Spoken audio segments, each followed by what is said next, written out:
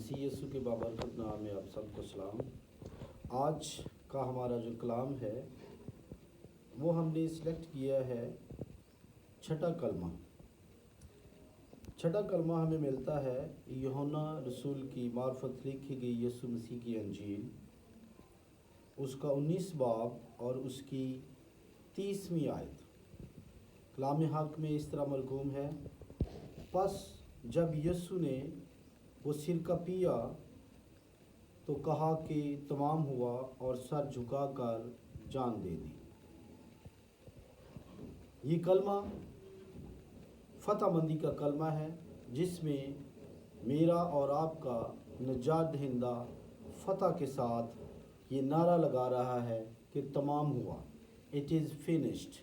वो काम जो खुदा ने यीशु अल मसीह के सुपुर्द किया था, वो बताया जा रहा है कि वो काम खुदावंद जो तूने मुझे दिया था वो मैंने तकमील को पहुंचा दिया।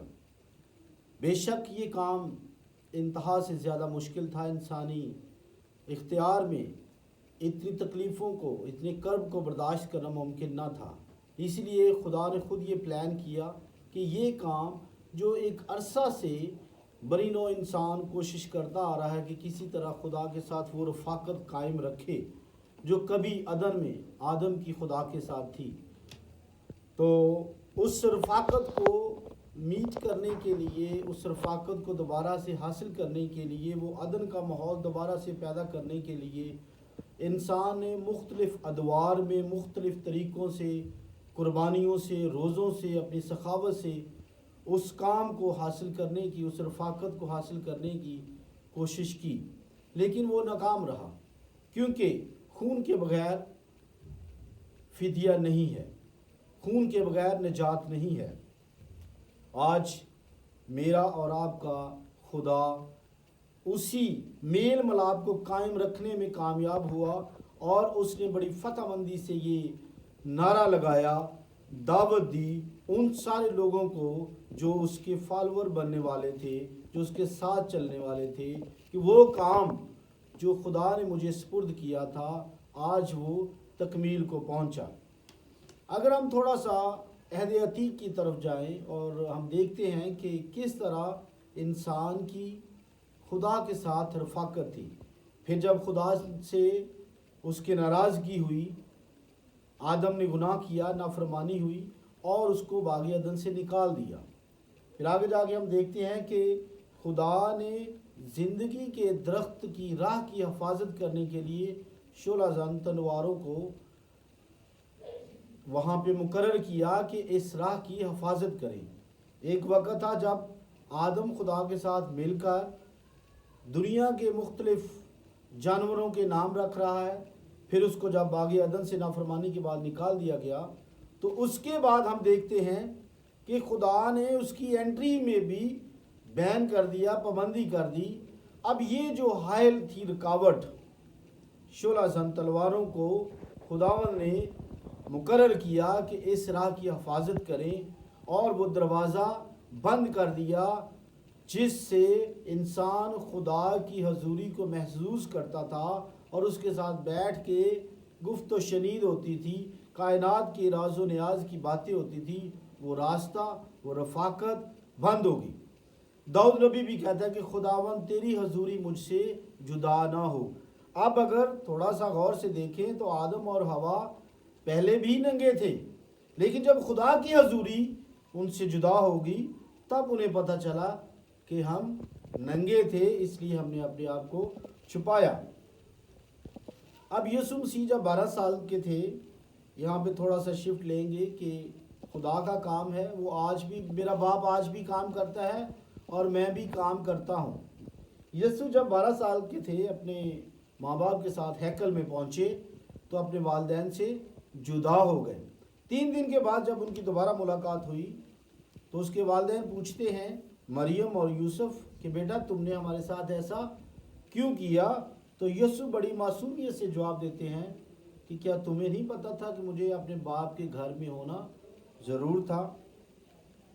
अब अगर थोड़ा सा गौर करें तो खुदावंद यीशु अल-मसीह इस कलमा में तमाम हुआ ये फतहमंदी के साथ ये बता रहे हैं کہ وہ کام، وہ نجات کا کام جو مجھے سونپا گیا تھا، جو میں کرنے کو آیا تھا، جو سلیب میں نے اٹھانی تھی، جو دکھ میں نے اٹھانے تھے، وہ میں نے اٹھائے اور پایا تکمیل تک۔ ایک ایک نوشتہ جو میرے بارے میں اس پروسیس میں سے گزرنے کے لیے لکھا گیا تھا وہ تمام ہوا۔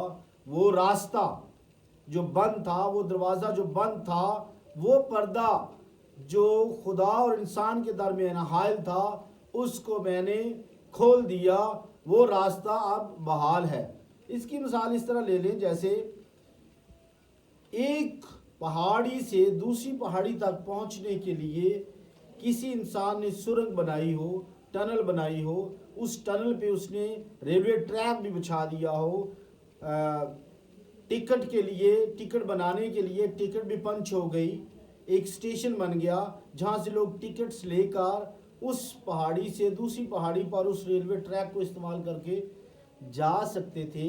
وہ سارا پروسیس ہوتے ہوتے ہوتے وہ کمپلیٹ ہو گیا۔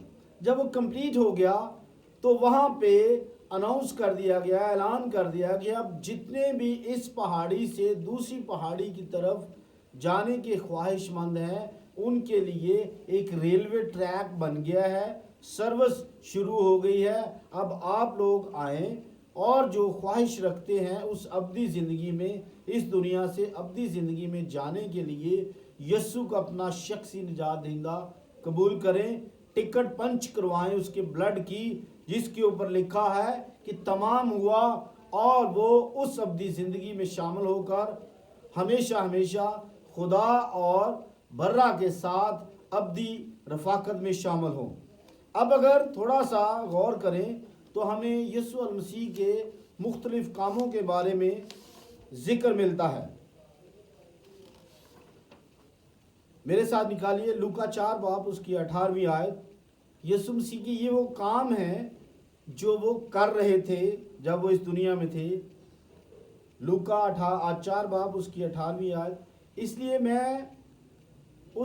اس لیے اس نے مجھے غریبوں کو خوشخبری دینے کے لیے مسا کیا، قیدیوں کو رہائی، اندھوں کو بینائی اور کچلے ہوئوں کو آزاد کروں۔ پھر پہلا یوحنا اس کی 3 باب کی 8ویں آیت میں ہے، خدا کا بیٹا اس لیے ظاہر ہوا تھا کہ ابلیس کے کاموں کو مٹائے۔ لوکا 12 باب اس کی 49 میں لکھا ہے، میں زمین پر آگ بھڑکانے آیا ہوں، اور اگر آگ لگ چکی ہوتی تو میں کیا ہی خوش ہوتا۔ پھر یوحنا کی معرفت لکھی گئی یسوع مسیح کی انجیل اس کی 18ویں باب کی 37ویں آیت میں ہے، میں اس واسطے دنیا میں آیا کہ حق پر گواہی دوں۔ اب جس طرح میں نے آپ کو بتایا ہے کہ یسوع کا کام ہے خوشخبری، قیدیوں کو رہائی، اندھوں کو بینائی، کچلوں کو آزادی، اور ابلیس کے سارے کاموں کو مٹائے۔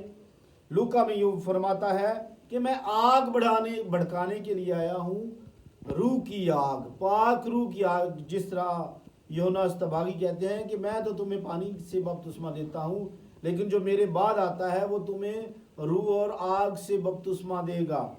اب یسوع مسیح نے اپنی دنیاوی زندگی میں وہ سارے کام کیے جو اس کے باپ نے اسے سونپے تھے، اور اس سے بڑی بخوبی ان سب کو انجام دیا، اور آخر میں یہ لفظ بھی بول دیے کہ تمام ہوا۔ وہ کام ایسے نہیں لگ رہا کہ جیسے خدا کو وہ رپورٹ کر رہا ہے کہ خداوند وہ کام جو تو نے مجھے سونپے تھے وہ میں نے تمام مکمل فنش کر دیے ہیں، اب ہم مسیحی ہیں۔ یہاں پہ تھوڑا سا سوچنے کی اور سمجھنے کی ضرورت ہے۔ Try to understand and think very seriously.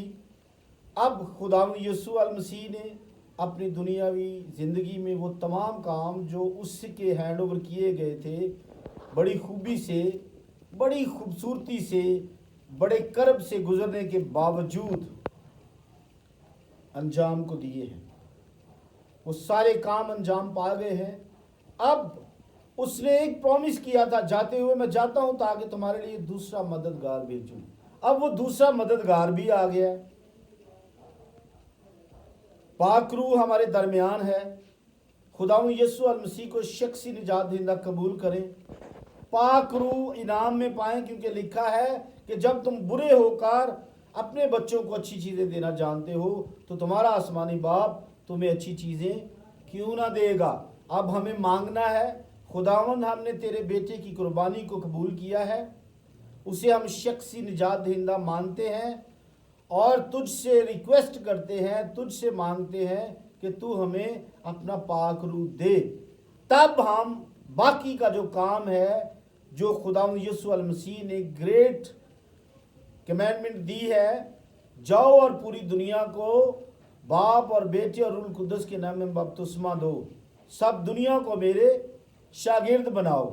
اب جب کام تمام ہو گیا، یسوع نے اپنا کام کیا، it's our responsibility to show our responsibility and loyalty to God and Jesus Christ by obeying his commands۔ سارا کچھ کام جو ہماری زندگی میں ہونا تھا، ہم اپنی دنیاوی زندگی میں بھٹک رہے ہیں، کوئی نوکری کے پیچھے ہے، کوئی بیماریوں کو درست کرنے کی کوشش کر رہا ہے۔ ہمیں کیا کرنا ہے کہ اب خدا کے فنشڈ کامل کام کو آگے بڑھانا ہے۔ اس نے تو ہمیں اپنی جگہ پہ مددگار بھی بھیج دیا، اگر اس نے اپنی زندگی کے جو پلان تھے وہ پورے کیے، تو کیا آج ہمیں یہ سوچنے کی ضرورت نہیں ہے؟ خدا کی اس کائنات میں کوئی بھی چیز آؤٹ آف پلان نہیں ہے، کوئی ایسی چیز نہیں ہے، کوئی ایسی زندگی نہیں ہے جو خدا کے پلان سے باہر ہو۔ اگر آج ہم اس دنیا میں اس پلانٹ پہ زندگی گزار رہے ہیں تو ہمارا کوئی مقصد ہے۔ خدا نے ہماری زندگی میں مقصد رکھا ہے، اس مقصد کو تلاش کریں اور اس سے پوچھیں کہ خداوند تو ہمیں یہ توفیق بخش کہ ہم تیرے دیے ہوئے پلان کے مطابق زندگی گزاریں، اور پھر تجھے آج جس طرح یسوع المسیح میرا اور آپ کا شخصی نجات دہندہ رپورٹ کر رہا ہے کہ تمام ہوا، ہم بھی یہ کہہ سکیں کہ خداوند جو تو نے مجھے رسپانسبلٹی دی تھی وہ میں نے پاک روح کی رہنمائی سے، تیرے بیٹے کے فضل سے آج میں نے اس کو تکمیل کیا ہے، اور میں تجھے رپورٹ کر رہا ہوں کہ تمام ہوا۔ خداوند اس کلام کے وسیلہ سے ہم سب کو برکت دے، آمین۔